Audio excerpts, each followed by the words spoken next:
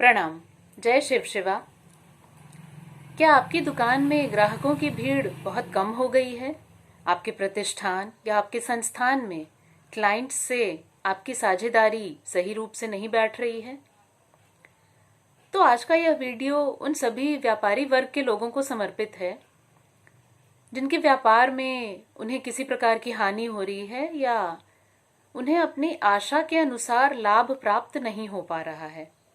तो जितने भी व्यापारी वर्ग हैं उनसे मैं रिक्वेस्ट करूंगी कि मेरा यह वीडियो आप आखिर तक जरूर देखें और इन सरल उपायों को अपने जीवन में उतारें, जिससे आपके व्यापार में अधिक से अधिक बढ़ोतरी और लाभ प्राप्त हो सके।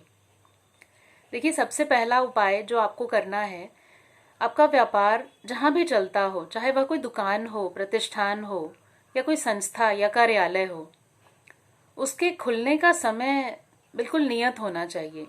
एक फिक्स टाइम होना चाहिए। ऐसा नहीं कि अगर आपकी दुकान है तो कभी आपकी मर्जी हुई आपने 10 बजे खोल दिया, कभी मर्जी हुई तो 12 बजे खोल दिया।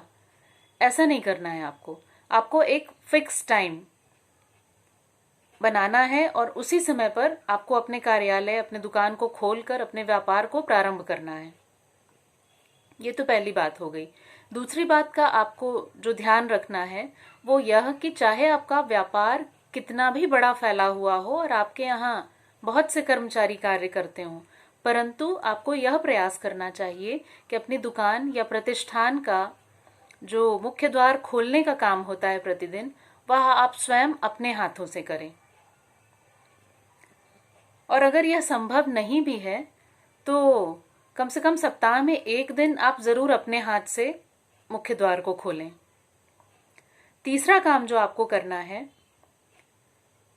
कि आपके प्रतिष्ठान में, आपके कार्यालय में जो सफाई का काम होता है, तो मैं समझ सकती हूँ कि अगर आपका कार्यालय बड़ा है तो प्रैक्टिकल रूप से यह बिल्कुल संभव नहीं है कि आप पूरे कार्यालय की सफाई खुद करें।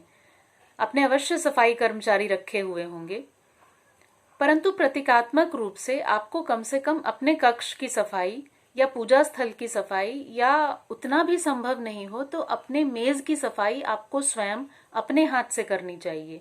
खुद से सफाई करें और खुद से उसे व्यवस्थित करें। अब चौथा काम जो आपको करना है, प्रतिदिन, चाहे हम किसी भी धर्म के हों, अगर हम कोई व्यापार या प्रतिष्ठान चलाते हैं या कोई दुकान या कोई संस्था चलाते हैं, तो हम वहां अपने इष्ट, अपने ईश्वर को जरूर याद करते हैं। तो यह जो दैनिक पूजन होता है उसका भी एक समय निश्चित होना चाहिए। ऐसा नहीं कभी 11 बजे कर लिया, कभी 12 बजे किया, कभी 1 बजे किया। वो भी एक फिक्स टाइम होना चाहिए। और दूसरी बात, जो भी संस्थान के मालिक हैं उन्हें अपने हाथों से ही पूजन संपन्न करना चाहिए। देखिए, मैं मानती हूँ कि आप अपने व्यापार में, अपने कार्य में बहुत अधिक व्यस्त रहते हैं और समय की कमी होती होगी, परंतु अपने व्यापार को उस शीर्ष तक पहुंचाना ही तो आपका लक्ष्य है और यह कार्य आपकी उसमें सहायता करेगा। तो यह पूजन आप अपने हाथों से संपन्न करें। अब पूजा में आपको क्या करना है, धूप बत्ती दिखाएं, जो भी आपने रखा हुआ है अपने धर्म के हिसाब से आप पूजा करें, लेकिन आपको एक जल से भरा हुआ लोटा अपने पूजा स्थल पर जरूर रखना है। यह लोटा कभी भी खाली नहीं होना चाहिए, और विशेष तौर पर अगर यह तांबे का हो तो बहुत अच्छा, और नहीं तो आप तांबे का, पीतल का या कांसे का किसी का भी लोटा रख सकते हैं। यह जल का लोटा हमेशा भरा होना चाहिए और प्रतिदिन आपको इसके जल को बदल देना है। कहने का मतलब, अगर सोमवार को आपने जल से भरा हुआ एक लोटा रखा, पूजन संपन्न किया, अगले दिन मंगलवार के सुबह जब आप पूजन संपन्न करें तो इस पुराने जल को अपने संस्थान के मुख्य द्वार के सामने आपको छिड़क देना है। जो अगर ज्यादा बड़ा लोटा है, ज्यादा बचा हुआ पानी है, तो उसे आप पेड़ पौधों में डाल दीजिए। अब आपको इस लोटे में फ्रेश वाटर, नया जल लेकर के भरना है और यह काम आपको रोज करना है। देखिए, पानी की सबसे बड़ी विशेषता होती है कि वह नकारात्मक या सकारात्मक दोनों ही ऊर्जाओं को अपने भीतर सोख लेता है। तो इस छोटी सी प्रक्रिया को अगर आप करेंगे तो आपको स्वयं यह दिखेगा कि आपके व्यापार में कितनी तेजी से बदलाव हो रहे हैं, ग्राहकों की संख्या बढ़ रही है और आपका प्रतिष्ठान बुलंदियां छुएगा। इसके अलावा एक छोटा सा उपाय जो कि बहुत प्रचलित है, नींबू मिर्ची का, वह भी आप कर सकते हैं। अगर आपको लगता है कि किसी की बुरी नजर लग रही है या लग सकता है आपके व्यापार को, तो शनिवार या मंगलवार के दिन आपको 5 मिर्ची और 1 नींबू लेनी है। सबसे पहले आप 2 मिर्ची को एक धागे में पिरोएं, उसके बाद बीच में नींबू को पिरोएं और उसके बाद आखिर में 3 मिर्ची को पिरोएं।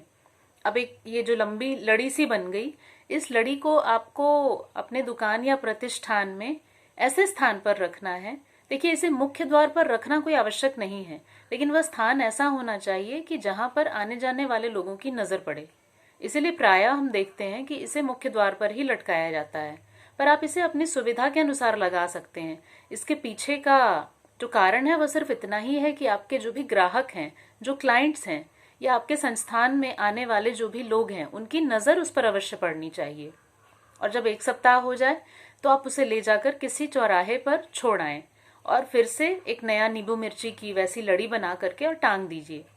इससे क्या होगा कि आपके दुकान और व्यवसाय स्थल के आसपास जो भी नकारात्मक ऊर्जा होगी, जो बुरी नजर वाली ऊर्जा होगी, वह सब नष्ट होती चली जाएगी और व्यापार के आपके उन्नति के साधन बनते चले जाएंगे। आशा करती हूँ आपको मेरा यह वीडियो अच्छा लगा होगा।